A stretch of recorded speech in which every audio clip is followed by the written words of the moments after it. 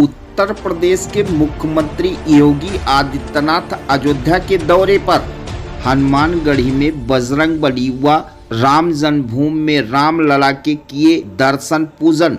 श्री राम सत्संग भवन का किया लोकार्पण। छोटी छावनी में महंत नृत्य गोपाल दास की उपस्थिति में श्री रामलला स्रोत पुस्तक पंडित भानुदत्त त्रिपाठी के द्वारा रचित का किया विमोचन।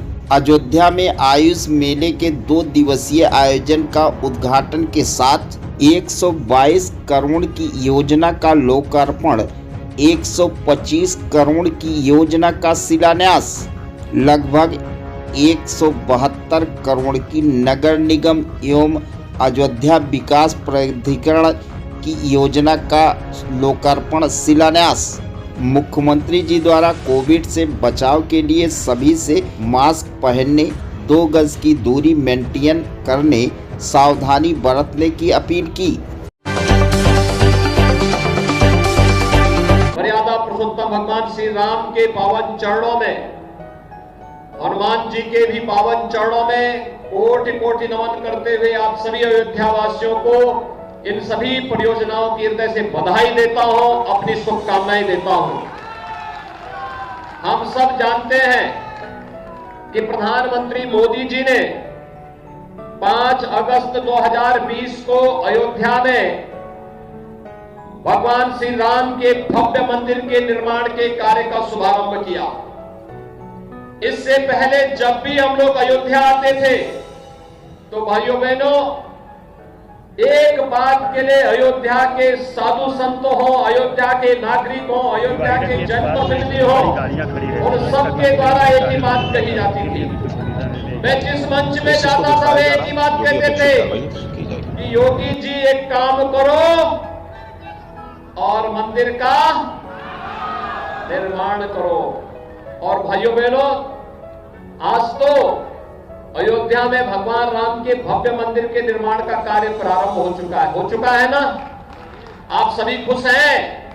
अयोध्या में राम मंदिर निर्माण से कितने लोग खुश हैं?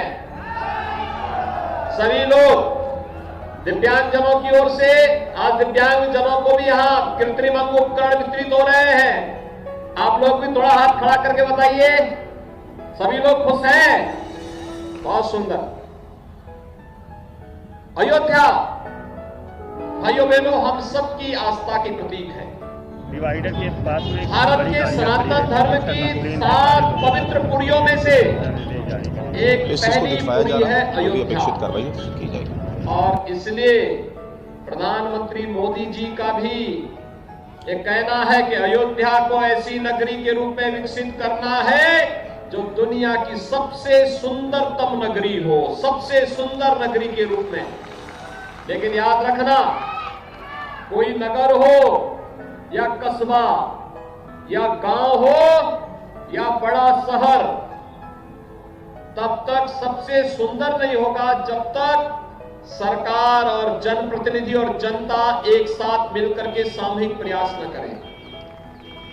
सबका योगदान जब होगा, और इसी के लिए प्रधानमंत्री जी ने कहा सबका साथ और सबका विकास। सबका साथ, सब सभी लोग मिलकर के कार्य करेंगे तो एक साथ मिलकर के सबका साथ सबके विकास की परिकल्पना साकार होगी और अयोध्या विकास की सबसे सुंदरतम दुनिया की नगरी के रूप में स्थापित होगी। और इस दिशा में प्रयास सबको एक साथ प्रारंभ करने पड़ेंगे। केंद्र सरकार आज यहां पर एक आयुर्वेद कॉलेज दे रही है। आयुर्वेद कॉलेज के लिए केंद्र सरकार के मंत्री भी आए हैं। केंद्र सरकार के आयुष विभाग के सचिव भी आज अयोध्या में उपस्थित हुए हैं। और सचमुच केंद्र सरकार ने जितना काम किया है हर एक क्षेत्र में, अभी कुछ दिनों में हम अयोध्या में जो एयरपोर्ट है, अभी वहां छोटा जहाज चलने की व्यवस्था है, लेकिन एक बड़ा जहाज भी अयोध्या में उतर सके इसके लिए एयरपोर्ट का शिलान्यास भी यहां पर करते जा रहे हैं। और अयोध्या का एयरपोर्ट तो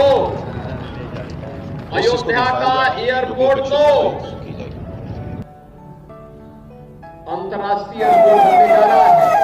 अंतर्राष्ट्रीय एयरपोर्ट अयोध्या में बैठे किसी भी देश की यात्रा अयोध्या में बैठे बैठे आप कर सकते हैं। दूसरा, आज यहाँ पर भारत सरकार के आयुष मंत्री आए हैं।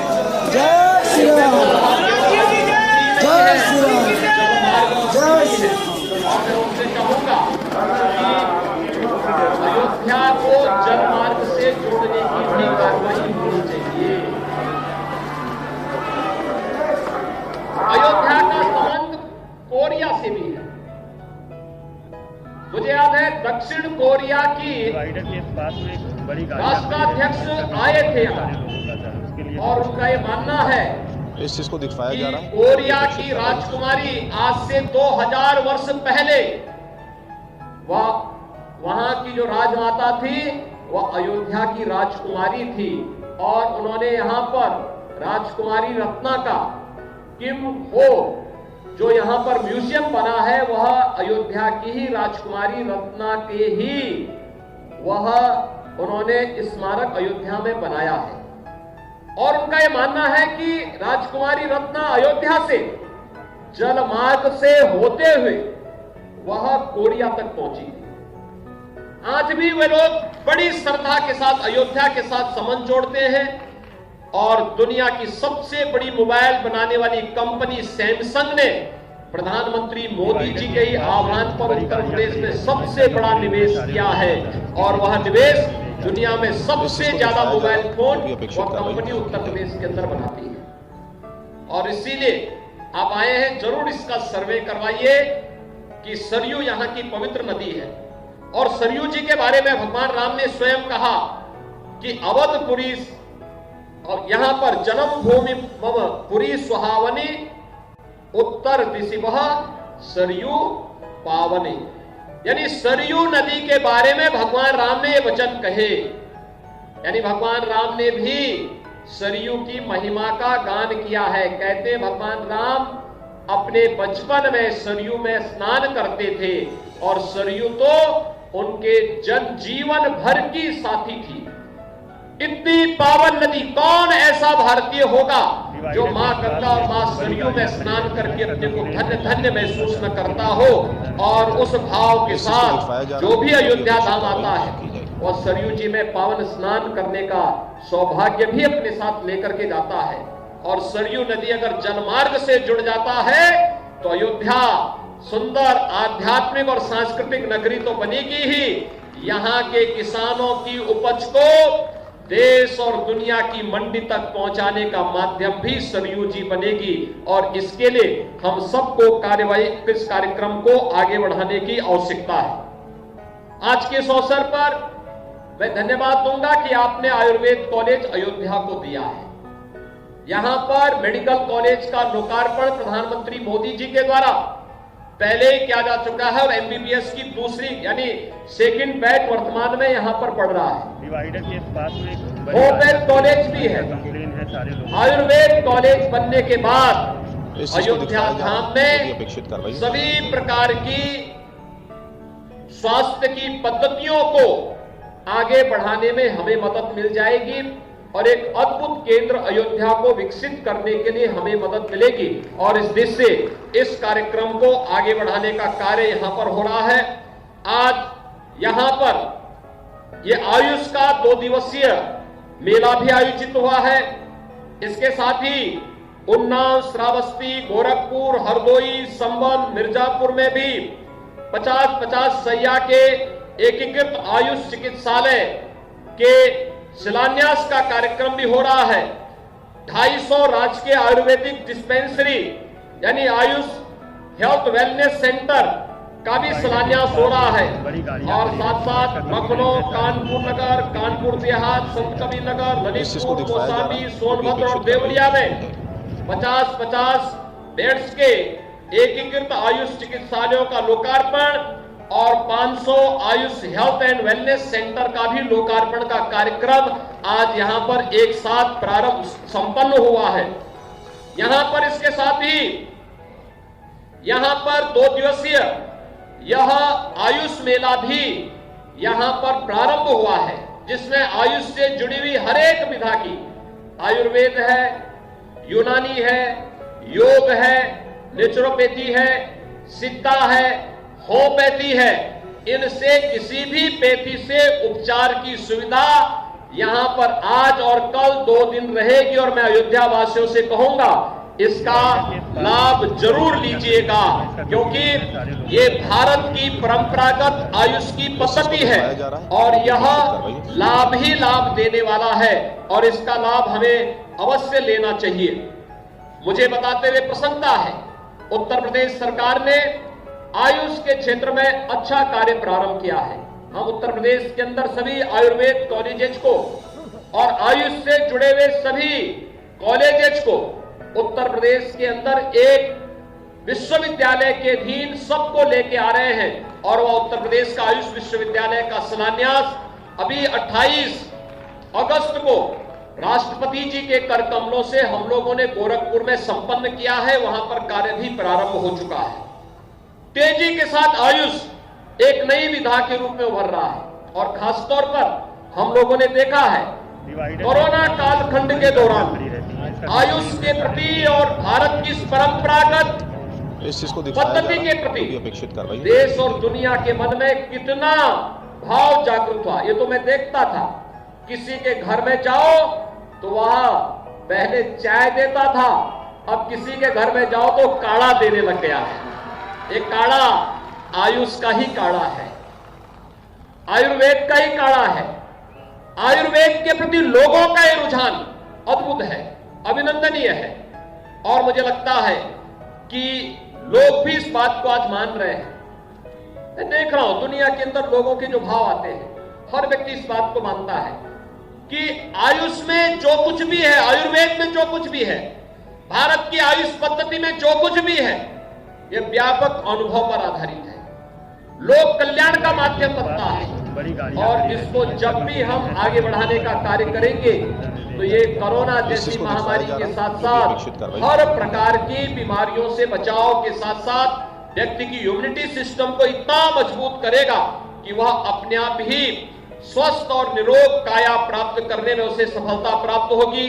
और आज का ये कार्यक्रम इस बात का एक गवाह बन रहा है। अयोध्या में भाइयों बहनों, आयुर्वेद कॉलेज प्राप्त होने के लिए तमाम प्रदेश के अन्य जनपदों में आयुष के हॉस्पिटल और wellness health and wellness centre के आज प्राप्त होने पर मैं भारत सरकार के प्रति आभार व्यक्त करता हूं। माननीय श्री सर्बानंद सोनोवाल जी को हृदय से धन्यवाद देता हूं। प्रधानमंत्री मोदी जी के प्रति आभार व्यक्त करता हूं। उत्तर प्रदेश के उन सभी नागरिकों को इसके लिए बधाई देता हूं और साथ साथ अयोध्या के अंदर भी उन बुनियादी सुविधाओं को प्रदान करने के लिए इस चीज को दिखाया जा रहा जिसमें है, यहाँ की जो अच्छी अपेक्षित सड़कें कार्रवाई बने, की जाएगी। यहाँ पर अच्छे अन्य प्रकार की सुविधाओं का निर्माण हो। ऑपरेशन कायाकल्प में मैं विवेशिक शिक्षा परिषद के विद्यालयों में अत्याधुनिक सुविधा यहाँ के नागरिकों को प्राप्त हो, अन्य सुविधाएं यहाँ के नागरिकों को प्राप्त हो, यह एक व्यवस्था यहाँ के लिए की जा रही है।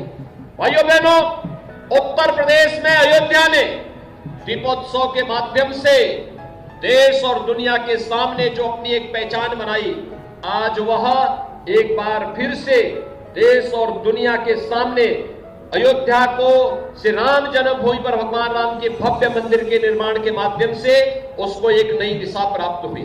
मैं आपसे पूछना चाहता हूं, अयोध्या में राम मंदिर का निर्माण, हर व्यक्ति जानता है भगवान राम का जन्म अयोध्या में हुआ था।